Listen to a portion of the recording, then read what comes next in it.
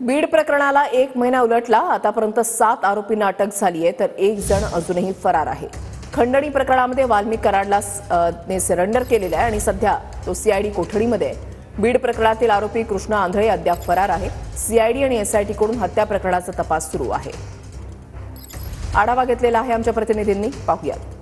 मसाजोग येथील सरपंच संतोष देशमुख यांच्या हत्येला आज 30 दिवस पूर्ण होत आहेत आणि या प्रकरणात आतापर्यंत केवळ 7 आरोपींना अटक करण्यात आलेली आहे। तर कृष्णा आंधळे नावाचा जो आरोपी आहे तो अद्याप फरारच आहे।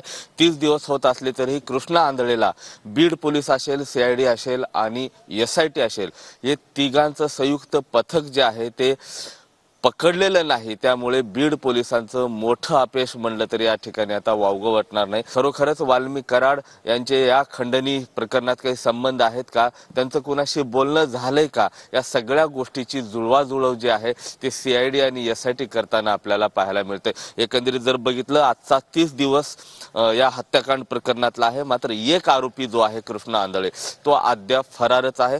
कृष्णा आंधळे सापडल्यानंतर या घटनेचा तपास जो आहे तो पूर्णपणे होणार आहे। मात्र दुसरीकडे जर बघितलं तर आता 14 तारखेनंतर खऱ्या अर्थानं सीआयडी असेल आणि इथली एसआयटी असेल आणि स्थानिक पोलीस असेल, नेमकं काय तपास केला, या प्रकरणात नेमकी काय माहिती समोर येईल हेही पाहणं आता जिकिरीचं ठरणार आहे। कॅमेरा पर्सन विनोद सह मी महेंद्र कुमार मुधोळकर, TV9 मराठी, बीड।